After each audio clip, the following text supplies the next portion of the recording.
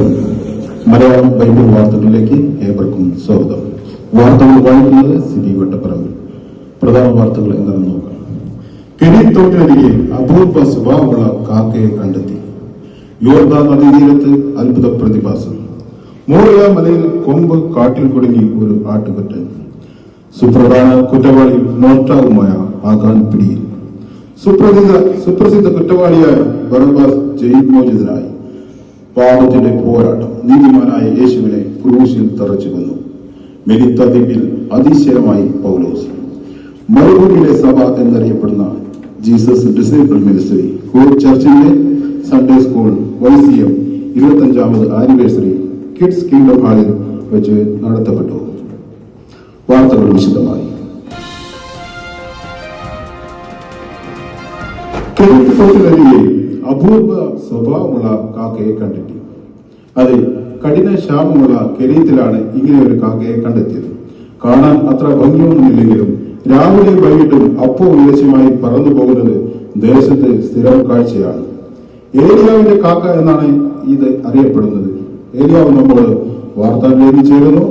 നമുക്ക് ഏലിയാവിനോട് തന്നെ ചോദിക്കാം കാക്കയുടെ വിശേഷങ്ങൾ.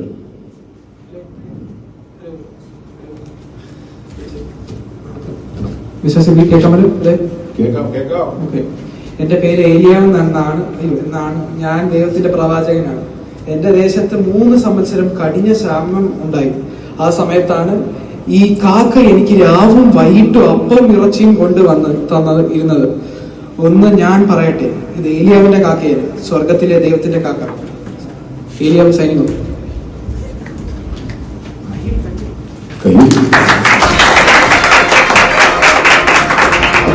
കേട്ടതുപോലെ ഇത് ഏലിയാവിന്റെ കാക്കയല്ല. നാം എല്ലാം ഏലിയാവിന്റെ കാക്കയാണ്. ഇത് ഏലിയാവിന്റെ കാക്കയിൽ ഇത് ദൈവത്തിന്റെ കാക്കയാണ്. അത് സ്വർഗത്തിൽ നിന്ന് ദൈവം തന്റെ ദാസന് വേണ്ടി അയച്ച കാക്കയാണ്. Price the Lord. നമുക്ക് അടുത്ത മെസ്സേജിലേക്ക് പോകും. യോർദാൻ നദീതീരത്ത് അത്ഭുത പ്രതിഭാസം. യോർദാന്റെ നദീതീരത്ത് നിന്നാണ് ഈ വാർത്ത വരുന്നത്. യോർദാൻ നദീതീരത്ത് റെഡ് അലർട്ട് പ്രഖ്യാപിച്ചിരിക്കുന്നു. യോർദാന്റെ അക്കരയും ഇക്കരയും താമസിക്കുന്നവർ അവിടെ വിട്ട് മാറണമെന്ന് ദൈവജനത്തിന്റെ ലീഡറായ യോശുവയുടെ നിർദ്ദേശമുണ്ട്. യോർദാനിൽ പെട്ടകം ചുമക്കുന്ന പുരോഹിതന്മാർ പാദം വയ്ക്കുമ്പോൾ വെള്ളം ചിറ പോലെ പൊങ്ങി അങ്ങോട്ട് ഒഴുകുവാൻ സാധ്യതകൾ ഉള്ളതുകൊണ്ടാണ് ആളുകളോട് ഒഴിഞ്ഞു പോകാൻ യോശുവ നിർദ്ദേശിച്ചിരിക്കുന്നത്.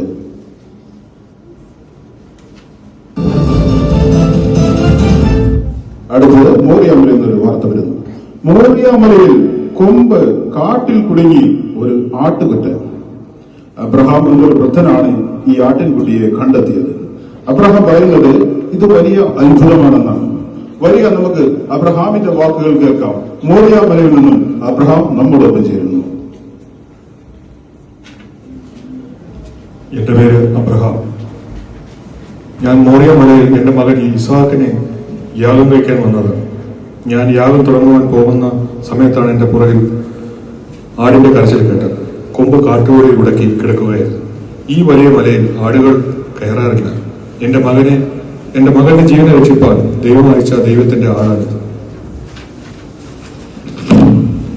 നമ്മൾ കേട്ടല്ലോ.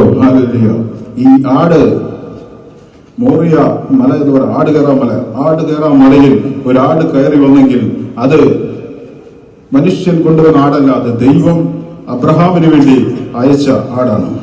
നമുക്ക് അടുത്ത വാർത്തയിലേക്ക് പോകാം. സുപ്രസിദ്ധ കുറ്റവാളിയും മോഷ്ടാവുമായ ആകാൻ പിടി. 36 പേരുടെ മരണത്തിനിടയാക്കിയ ശബദാർപ്പിത മോഷണ കേസിൽ കമ്മിയുടെ മകനായ ആകാൻ പിടിക്കപ്പെട്ടു. മോഷണ വസ്തുവായ പൊന്ന് വെള്ളി മേലങ്കി മോഷ്ടിച്ച ശേഷം വീടിന്റെ അടിത്തറയിൽ ഒളിപ്പിച്ചു വെക്കുകയായിരുന്നു. കേസന്വേഷിച്ച യോശുവയുടെ വാക്കുകൾ ഇങ്ങനെ: 36 പേരുടെ മരണത്തിനിടയാക്കിയ ഈ മോഷണ കേസിന്റെ പ്രതിയെ ഒരു നറുക്കെടുപ്പിലൂടെയാണ് കണ്ടെത്തിയത്. ആകാനെയും അവന്റെ കുടുംബത്തെയും സ്വത്തുവകകളെയും നശിപ്പിച്ചു കളയുവാൻ ഞാൻ ഉത്തരവിട്ട് കഴിഞ്ഞു. പോകാൻ നമുക്ക് മറ്റൊരു വാർത്തയിലേക്ക്. ഇപ്പോൾ കാനഡയിൽ നിന്നും എൽദോസ് ഓൺലൈനുണ്ട്.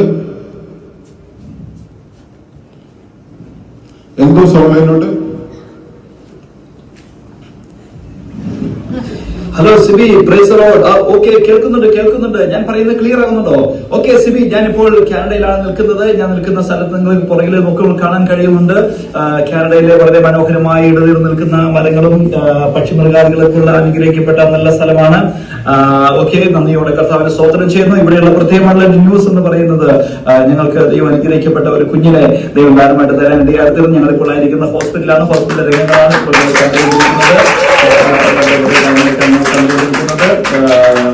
നല്ലൊരു ഹോസ്പിറ്റലാണ്. അതുപോലെ നിങ്ങൾക്ക് തന്ന ദാനമായി തന്ന കുഞ്ഞിനെ ഇപ്പോൾ കാണിക്കാം. ഇതാണ് കുഞ്ഞ്, അനുഗ്രഹിക്കപ്പെട്ട നല്ല കുഞ്ഞിനെ ദൈവം ഞങ്ങൾക്ക് നൽകി തരാനിടയായിട്ട് തീർന്നു.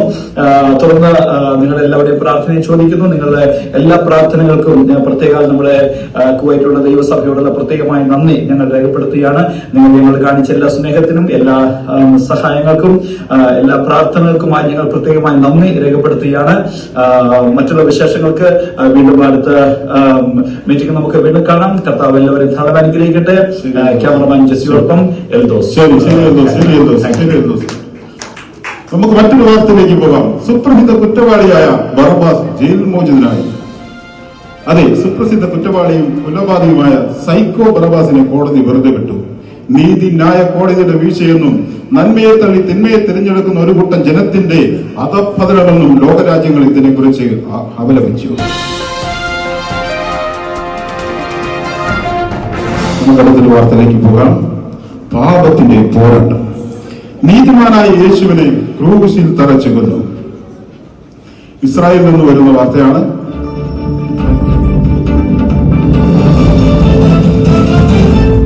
നീതിമാനും ജനസമ്മതനും ജനകീയനായ ഒരു നേതാവിനെ ക്രൂരമായി ഉപദ്രവിച്ച് കാൽവരിയിൽ 2 കള്ളന്മാർക്കൊപ്പം ക്രൂശിച്ച് കൊന്നിരിക്കുന്നു. 5 കോടതികൾ ന്യായവിസ്താരം കഴിച്ചിട്ടും ഒരു കുറ്റമൊന്നും കണ്ടുപിടിക്കാൻ കഴിഞ്ഞില്ല. എന്നിട്ടും നീതിമാനായ യേശുവിനെ ക്രൂശിച്ചു. ലോകത്തിന്റെ നീതിക്കും ന്യായത്തിനും ഒരു വിലയുമില്ലേ? കൂടുതൽ കാര്യങ്ങൾ അറിയാൻ ബദാനിയിൽ നിന്നും സഹോദരി മറിയം നമ്മോടൊപ്പം ചേരുന്നു. മറിയം, പ്ലീസ്.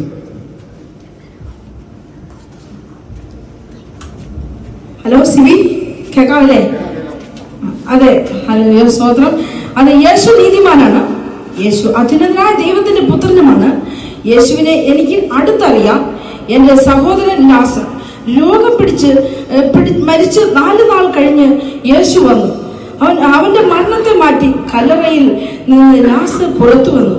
യേശുവിനെ ഇവർ ഇന്ന് ക്രൂശിച്ച് കൊന്നിട്ടുണ്ടെങ്കിൽ 3-ാം നാൾ മരണത്തിൽ നിന്ന് യേശു ഉയർത്തെഴുന്നേൽക്കുമെന്ന് പറഞ്ഞിട്ടുണ്ട്. Thank you. അതാണ് മറ്റൊരു വാർത്തയിലേക്ക് പോകാൻ നാം കേട്ടല്ലോ. നീതിമാനായ യേശുവിനെ ക്രൂശിച്ചു കൊന്ന ബഥാനിയിൽ നിന്നും ലാസറിന്റെ സഹോദരിയായ മാർത്തയാണ് നമ്മോടൊപ്പം ചേർന്ന് ഇതിനെക്കുറിച്ച് വിശുദ്ധമായി പറഞ്ഞത്. നാം വിചാരിക്കും പോലെ ഒരു വെറും നീതിമാനല്ല, ദൈവത്തിന്റെ പുത്രൻ എന്ന് അവകാശപ്പെടുന്ന യേശുവാണ് ക്രൂശിക്കപ്പെട്ട് മരിച്ചത്. അതിശയമായി പൗലോസ്, അതെ, ജാതികളുടെ അപ്പോസ്തലൻ എന്നറിയപ്പെടുന്ന വിശുദ്ധ പൗലോസ്, ദമസ്കസിന്റെ പടിവാതിലിൽ തുടങ്ങിയ പൗലോസിന്റെ സാഹസയാത്ര മക്കോദോന്യ, ഫിലിപ്പിയ, ബിഥുന്യ, ആസ്യ, ഗലാത്യ രാജ്യങ്ങളെ താണ്ടി വന്ന പൗലോസ് മെലിത്ത ദ്വീപ് നിവാസികൾക്ക് അതിശയമായി തീർന്നു. അവസാനത്തെ വാർത്തയിലേക്ക് നാം കടക്കുകയാണ്. മരുഭൂമിയിലെ സഭ എന്നറിയപ്പെടുന്ന ജീസസ് ഡിസൈബിൾ മിനിസ്ട്രി കുവൈറ്റ് ചർച്ചിന്റെ സൺഡേ സ്കൂൾ YCM 25ാമത് ആനിവേഴ്സറി കിഡ്സ് കിങ്ഡം ഹാളിൽ വെച്ച് നടത്തപ്പെട്ടു. സഭാ വിഷയത്തിലേക്ക് നമുക്ക് കടക്കാം.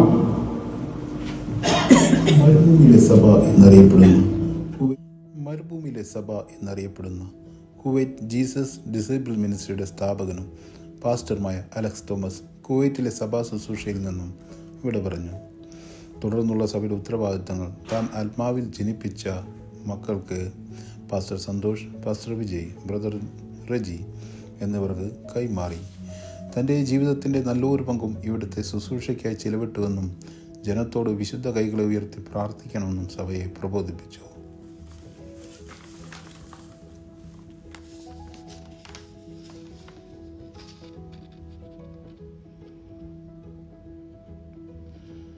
തുടർന്നുള്ള ഉപരിപഠനത്തിനായി കടന്നുപോയ മക്കൾ അക്സ വിജയ്,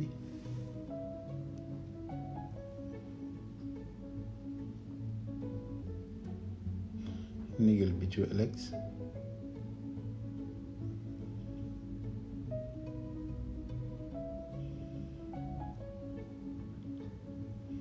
എസ്തർ നിമിഷ്,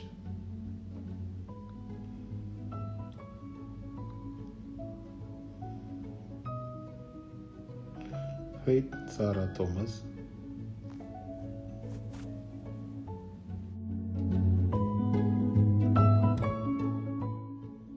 അനുഗ്രഹിക്കപ്പെട്ട വിവാഹ ശുശ്രൂഷകൾ ദൈവസഭയുടെ ബന്ധത്തിൽ നടക്കുവാൻ തക്കവണ്ണം ഇടയായിത്തീർന്നു.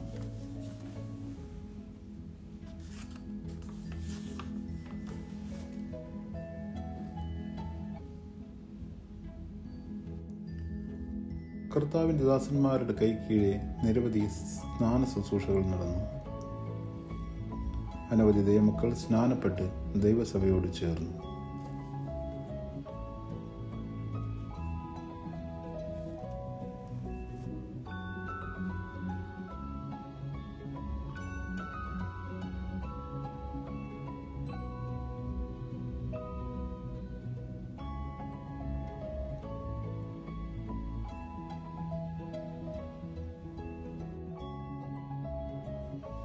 ഉപവാസത്തോടും പ്രാർത്ഥനയോടും കൂടി നടക്കുന്ന പാദം കഴുകൽ, തിരുമേശ ശുശ്രൂഷകൾ ദൈവസഭയുടെ മുതൽക്കൂട്ടാണ്.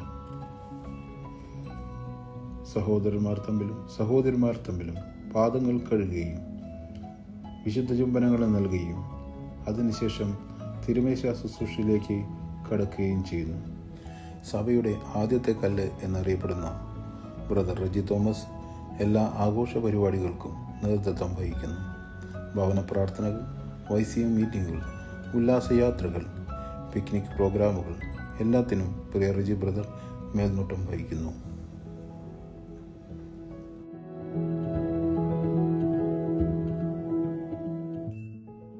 ഇതോടുകൂടി മരുഭൂമിയിലെ സഭ എന്നറിയപ്പെടുന്ന ജീസസ് ഡിസൈപ്പിൾ മിനിസ്ട്രിയുടെ സഭാവിശേഷയുടെ അവസാനിക്കുന്നു.